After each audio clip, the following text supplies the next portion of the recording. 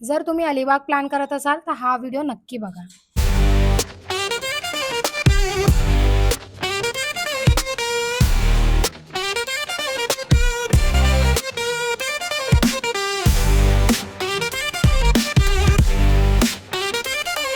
Hello love welcome and welcome back to my channel.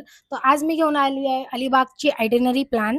So मी जे काही आम्ही प्लॅन केलं होतं, जे काही आम्ही तिथे एन्जॉय केलेलं आहे, ते सगळं मी ह्या व्हिडिओमध्ये तुम्हाला दाखवेन. आणि तुम्हाला फूड, ट्रान्सपोर्ट, अकोमोडेशन आणि जे काही मजा मस्ती ॲक्टिव्हिटीज आम्ही केलेली आहे तेही मी तुमच्यासोबत शेअर करणार आहे आज.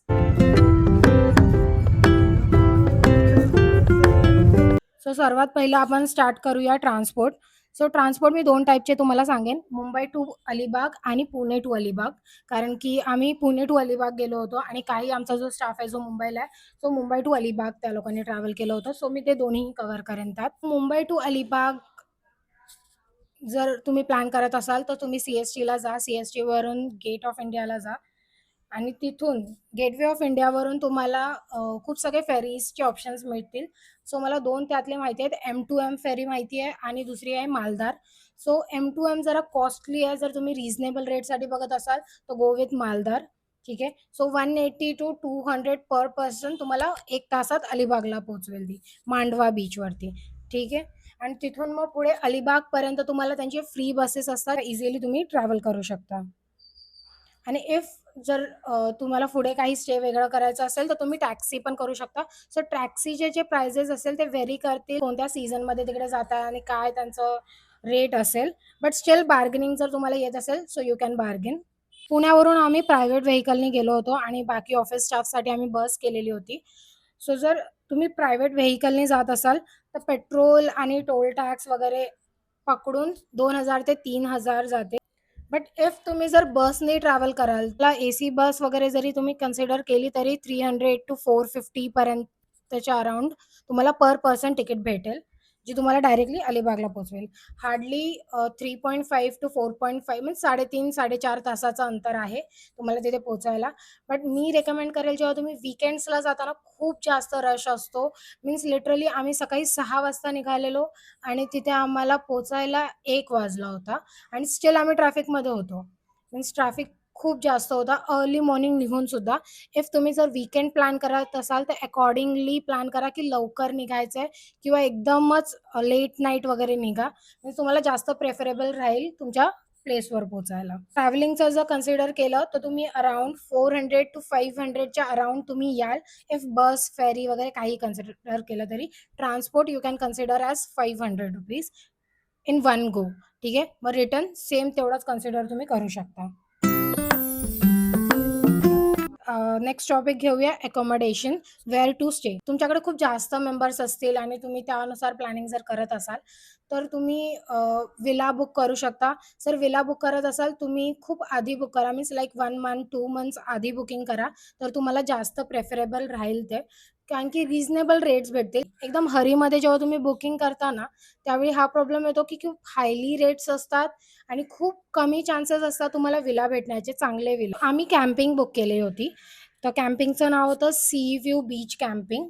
सो तिथे आम्ही पर पर्सन ₹800 कॉस्टिंग दिली होती. त्यामध्ये संध्याकाळचा नाश्ता, रात्रीचं जेवण आणि दुसऱ्या दिवशीचा नाश्ता, अर्ली मॉर्निंगचा नाश्ता. सो हे एक त्यामध्ये कन्सिडर केलेलं होतं. बार्बिक्यू वगैरे होतं, बॉनफायर होतं. खूप मजा मस्ती केली आम्ही. सो तिकडचा जर रिव्ह्यू द्यायचा झाला तर एवढा काही खास चांगला नव्हता. मे बी त्याच्यापेक्षा जास्त कॅम्पिंग ऑप्शन्स जास्त चांगले असतील. सो मी इकडचा रिव्ह्यू देते. पूर्ण खूप आतमध्ये आहे ते. खूप म्हणजे खूप आतमध्ये. मीन्स अलिबागच्या तुम्ही खूप आतमध्ये जाताय आणि त्यानंतर ते रस्ते चांगले नव्हते. कार्स आणि मोठे-मोठे व्हेइकल्स जे आहेत, एक बसेस वगैरे, जर तुम्ही फॅमिली प्लॅन केलेलं असेल आणि बसने जात असाल, तर ते खूप रस्ते खूप छोटे आहेत, खूप खराब रस्ते आहेत. आजूबाजूला खूप जास्त घाण पडलेली आहे. मीन्स मला असं वाटतं ते कॅम्पिंगच्याच लोकांनी घाण केलेली आहे म्हणून. खूप घाण होती. वॉशरूम्स क्लीन नव्हते तर त्यांना मी टिप्स लिटरली त्यांनी वॉशरूमवरती वगैरे थोडं लक्ष दिलं पाहिजे किंवा रस्त्यांवरती. मीन्स अलिबाग फिरण्यासारखी जागा आहे आणि जर त्यांनी ती क्लीन ठेवली तर खूप लोकं फिरायला येतील. तर मी तुम्हाला बीच रिव्ह्यू देते कॅम्पिंगसाठी. तर बीच कॅम्पिंगसाठी आमचं 3 वाजताचं चेक इन होतं. आम्ही चेक इन वगैरे केलं, बॅग्स वगैरे ठेवल्या, सगळं फ्रेशन अप वगैरे झालो. त्यानंतर त्यांचा जो नाश्ता होता तो मिसळपाव होता. It was tasty. मिसळपाव खूप चांगला होता. त्याच्याच पुढे सी व्ह्यू, ॲक्चुअलमध्ये त्याचं नाव आहे sea view beach camping. So sea view होता एकदम. तुम्ही टेंटमधून बाहेर निघाल्यावर तुम्हाला सी व्ह्यू दिसणार. सीकडे तुम्ही आरामात, खूप मोठं बीच आहे जिथे बऱ्यापैकी गर्दी कमी आहे, तिथे तुम्ही जाऊ शकता, क्रिकेट खेळू शकता. खूप मीन्स बाकी तुम्ही फॅमिलीसोबत गेला तर खूप सगळे गेम्स तुम्हाला खेळायला एक मोठा ग्राउंड भेटल्यासारखं होतं. खूप एन्जॉय करू शकता, व्ह्यूज बघू शकता. सनसेट व्ह्यू खूप सुंदर दिसत होता तिथून. मी तुम्हाला नक्की दाखवेन सनसेट व्ह्यू. खूप सुंदर दिसत होता. ATV राईड केली होती आम्ही. पर पर्सन 200 आणि इफ डबल तुम्ही जाताय तर 300 मध्ये दोघा जणांचं करून घेतात.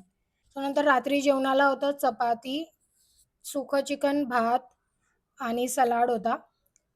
तेही ठीक होतं. मीन्स रेटिंग द्यायची झाली तर 7/10 आपण रेटिंग देऊ शकतो. ठीक-ठाक होतं. बट कंपॅरेटिव्हली जिथे तुम्ही विला वगैरे बुक करणार ना, तर तिथे एवढी एन्जॉयमेंट नसते, जेवढी एन्जॉयमेंट आम्हाला कॅम्पिंगला आली. आणि गेम्स, नंतर डान्सिंग होतं. डान्सिंग नंतर बॉनफायर होतं. बॉनफायरमध्ये लाईव्ह म्युझिक्स होते. ते सगळंही आम्ही खूप जास्त एन्जॉय केलंय. बट मला त्यांचा रिव्ह्यू एवढा चांगला देऊसारखा नाही वाटला. कारण की रात्री काहीतरी 2च्या अराउंड हे सगळं संपलं आणि त्यानंतर पण आहे ना, काही मुलांकडून मिसबिहेव झालं तिकडे आणि तरीसुद्धा कॅम्पिंगच्या लोकांमधून कोणीही आलं नव्हतं तिथे.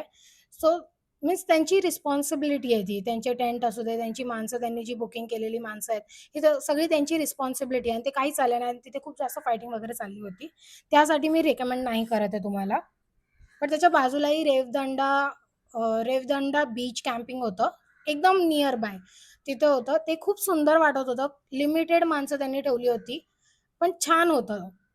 बघण्यासाठी तरी आम्हाला चांगलं वाटलं ते. ठीक आहे. राहिलं आता फूडवरती आपण येऊया.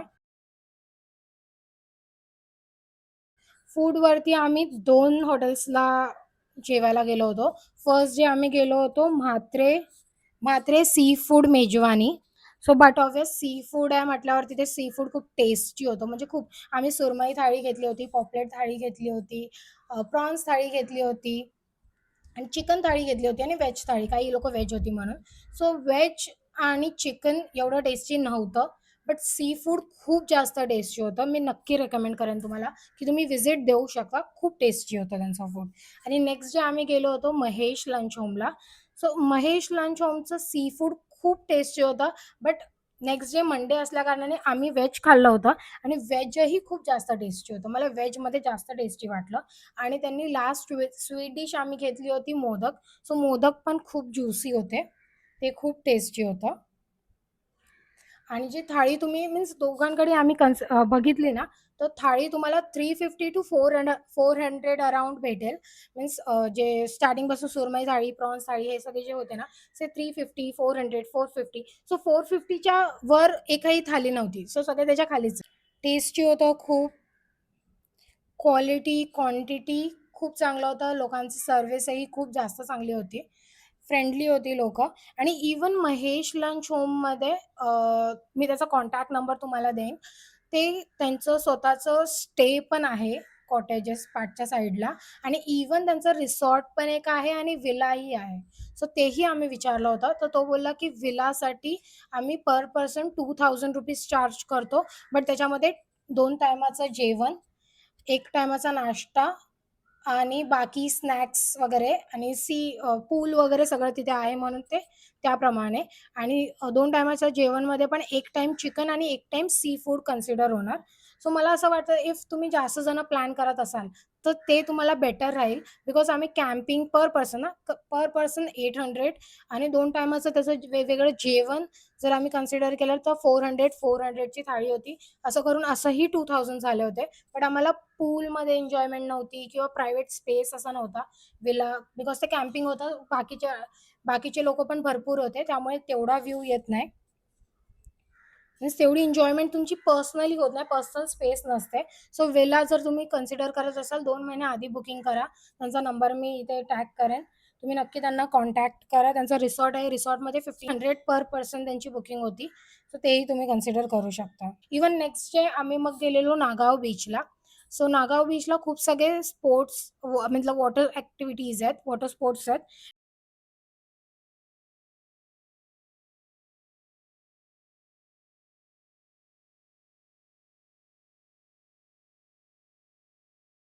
मी पॅरासेलिंग केली होती. पॅरासेलिंगला पर पर्सन ₹1000 होते आणि दोघांनी केलं तर 1500 मध्ये कन्सिडर होणार. त्यात पण तुम्ही बार्गेनिंग करू शकता. मीन्स आम्ही 4 लोकांनी केलं होतं. 4 लोकांचे 3000 होतात. पण आम्ही बार्गेनिंग करून 2800 पर्यंत त्यांनी घेतले होते. बनाना राईड होते, जेट स्की होतं आणि बंपर वगैरे असे खूप वेगवेगळे राईड्स होते त्यांचे. ते अराउंड तुम्हाला 250-300 पर्यंत होतात. बट तुम्ही 10-15 जणांचं एकत्र जेव्हा बुकिंग करता, तुम्ही बार्गेनिंग करून कमी करू शकता. सो तो एक ऑप्शन आहे तुम्हाला. सो जर पर पर्सन बघायला गेलं तरी आमचा खर्च अराउंड 3,500चा झालेला आहे. बट आहे ना, जे लोकं बाकीचे ट्रिप्स टाकतात ना, की ₹1000 मध्ये अलिबाग, 2000 मध्ये अलिबाग. सो तसं नाहीये. तुम्हाला खर्च होईल, पण तुम्ही खर्च करताय ती तुमच्या एन्जॉयमेंटसाठी. कारण की 1000-2000 तुम्ही फक्त जाऊन येणार नाहीये. बाकीचे पण थोडेफार तुम्ही खर्च कराल, तेव्हा तुम्हाला ते वॉटर स्पोर्ट्सची जी मजा असेल, कारण की आम्ही लिटरली वरून जेव्हा तो व्ह्यू बघितलेला, खूप रिलॅक्सिंग होता, खूप छान वाटतं. मीन्स 1500 पण वर्थ इट होते आमच्यासाठी ते. टिप्स जर द्यायचे झाले तर फेरीज जे आहेत ते तुम्ही प्री बुकिंग करू शकता. विला तुम्ही प्री बुकिंग करू शकता. इफ तुम्ही जर कॅम्पिंग करत असेल, सो मी कन्सिडर करेन की तुम्ही आधी रिव्ह्यूज चेक करा. मे बी आम्ही रिव्ह्यूज चांगले चेक केले नव्हते त्यामुळे, आणि त्यांचा माणसांचा बिहेवियर पण खूप रूड होता. म्हणून मला ते रेकमेंड करायला आवडत नाहीये. बट तुम्ही कॅम्पिंग फॉर शुअर दुसरं काहीतरी करू शकता. सोबत कॅशही ठेवा तुम्ही. यू-पी-आयला खूप ऑप्शन मीन्स आहे तिथे यू-पी-आय सगळ्यांकडे, बट नेटवर्कचा खूप जास्त इश्यू आहे. म्हणून मी कन्सिडर करेन की तुम्ही कॅश ठेवा तुमच्याकडे. आम्ही ही सगळी जी ट्रिप होती ती खूप रिलॅक्स वेमध्ये घेतली होती. मीन्स ऑफिस स्टाफ होता बेसिकली. तो खूप जास्त स्ट्रेस लाईफ असते दिवसभराची. Office continue office, office, office. तो खूप जास्त हेडेक होऊन जातो. त्यासाठी त्यांना एक एन्जॉयमेंट, एक रिलॅक्सेशन होईल म्हणून आम्ही खूप शांत आणि पीसफुली ट्रिप ठेवली होती. जर तुम्हाला अलिबागला खूप वेगवेगळे स्पॉट्स कन्सिडर करायचे असतील, सो मी तेही तुम्हाला दाखवेन. सो जर तुम्हाला माझा व्हिडिओ आवडला असेल तर नक्की लाईक करा, शेअर करा आणि कमेंट करा आणि सबस्क्राईबही करा. आणि असेच जर व्हिडिओ तुम्हाला पुढेही हवे असतील, like travelling videos, cooking recipes and daily vlogs, so नक्की मला फॉलो करा.